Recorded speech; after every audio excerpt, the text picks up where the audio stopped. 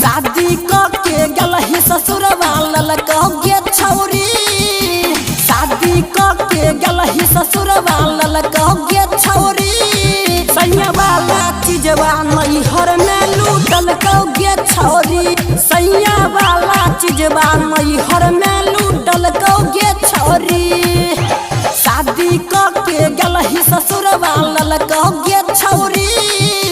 शादी के गलही ससुरवा ललका गे छौरी।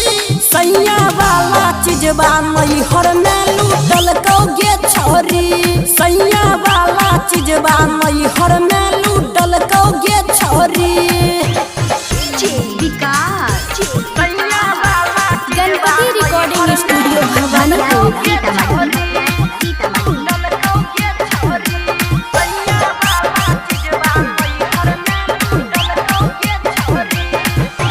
दू चार दिन में गेल छी मोटाई से छौरी ले छी अंगराई। की खियल कौ सैया तोरा से जे पर बोल न हमरा के हर जाई।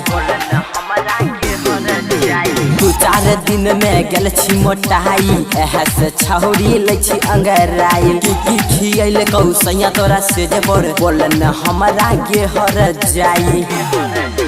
की किन के ससुर में तोरा दलक गे छौरी। की किन के ससुर में तोरा दलक गे छौरी। सैया वाला चीजवा नैहर में लूटल गे छौरी। सैया वाला चीजवा नैहर में लूटल गे छौरी।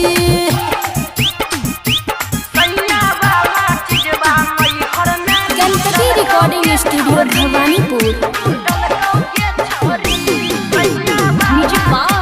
डीजे विकास सीतामढ़ी।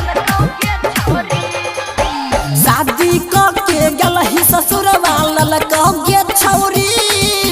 शादी के गलही ससुरवा ललका गे छौरी। सैया वाला चीजवा नैहर में लूटल गे छौरी।